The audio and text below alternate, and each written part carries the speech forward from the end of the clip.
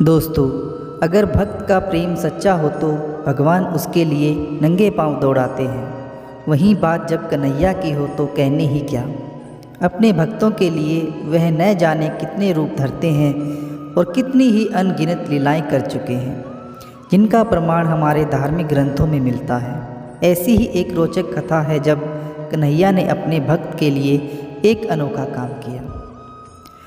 तो कहानी में आगे बढ़ने से पहले अगर कहानी आप लोगों को अच्छी लगे तो वीडियो को लाइक करें, शेयर करें और ऐसी ही और कहानियाँ जानने के लिए चैनल को सब्सक्राइब करें। तो आइए जानते हैं इस बारे में विस्तार से। एक बार की बात है, किसी नगर में एक राजा ने एक मंदिर बनवाया जिसमें श्री कृष्ण की एक मूर्ति भी रखवाई, लेकिन उसकी पूजा कभी नहीं की। पूजा करने के लिए मंदिर में एक पुजारी को रखा गया। पुजारी नियमित कन्हैया जी को नहलाता और बड़ी ही श्रद्धा भाव से उनकी पूजा अर्चना करता।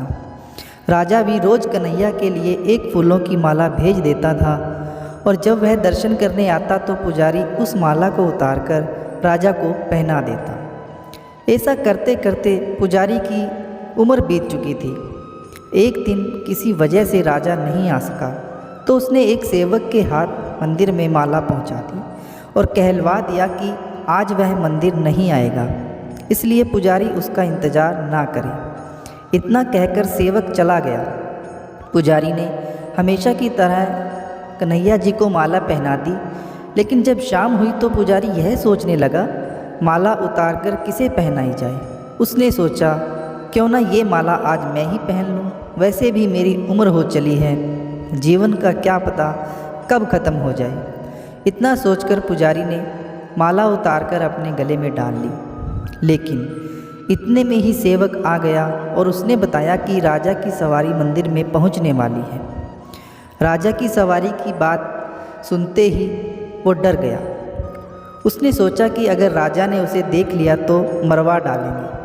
आनन फानन में पुजारी ने माला उतारकर वापस कन्हैया जी को पहना दी। जैसे ही राजा अंदर आया तो हमेशा की तरह पुजारी ने माला कन्हैया जी के गले से उतारकर राजा को पहना दी, लेकिन माला पर एक सफ़ेद बाल लगा रह गया। जब राजा ने उस सफ़ेद बाल को देखा तो वह बहुत क्रोधित हो उठा और उन्होंने गुस्से में पुजारी से कहा कि माला पर यह सफ़ेद बाल कहाँ से आया है।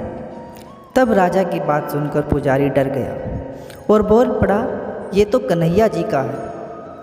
अब तो राजा और भी क्रोधित हो गए, क्योंकि कान्हा तो भगवान है और उनके बाल सफ़ेद कैसे हो सकते हैं। इसलिए राजा ने फरमान सुना डाला कि कल श्रृंगार के लिए राजा खुद आएंगे और देखेंगे कि क्या सच में कान्हा जी के बाल सफ़ेद हैं।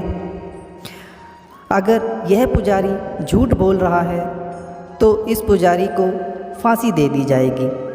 राजा का फरमान सुनकर पुजारी का बुरा हाल हो गया। उसने सोचा अब क्या करें, कहाँ जाएं, अब तो उसका मरना तय है। तब रोते रोते वह भगवान की शरण में पहुंचा और उनसे कहा कि हे केशव, मुझसे झूठ बोलने का अपराध तो हुआ है, लेकिन हो सके तो मुझे क्षमा कर दें और राजा से मेरी रक्षा करें। पुजारी ने कहा कि हे माधव, आपकी सेवा करते करते मैं वृद्ध हो चुका हूँ, अब आप मुझे माफ़ कर दीजिए, ऐसी गलती दोबारा नहीं होगी। यही कहते कहते पुजारी की न जाने कब आँख लग गई और उसकी आँख तब खुली जब सुबह हो चुकी थी। उधर सुबह होते ही राजा भी मंदिर में आ पहुँचा और कहने लगा कि आज कन्हैया जी का श्रृंगार वह खुद करेगा। इतना कहकर राजा कान्हा जी का मुकुट उतारने लगा और देखा कि कन्हैया जी के सारे ही बाल सफ़ेद हैं, लेकिन राजा को फिर भी यकीन नहीं हुआ। उसे लगा कि फांसी के डर से पुजारी ने ही बालों को रंग दिया होगा। राजा ने सोचा कि क्यों न कन्हैया जी का एक बाल तोड़ कर देखा जाए। इसके बाद राजा ने कन्हैया जी का एक बाल तोड़ लिया, लेकिन जैसे ही बाल टूटा कन्हैया के सिर से खून की धारा बहने लगी। यह देखकर राजा भगवान के चरणों में गिरकर माफ़ी मांगने लगा। तभी श्री कृष्ण की मूर्ति से आवाज़ आई, हे राजन, तुमने मुझे केवल मूर्ति मात्र ही समझा, इसलिए आज से मैं तुम्हारे लिए केवल मूर्ति मात्र ही रहूँगा। लेकिन पुजारी ने सच्चे मन और पूरी श्रद्धा से मेरी भक्ति की है, इसलिए उसकी अनन्य भक्ति को देखकर मुझे अपने बाल सफ़ेद करने पड़े।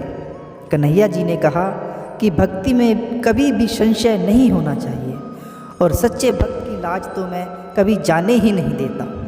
तो दोस्तों, इस कहानी के बारे में आप सबकी क्या राय है, कमेंट बॉक्स में ज़रूर बताएं। जय श्री राधे, जय श्री कृष्णा, राधे राधे।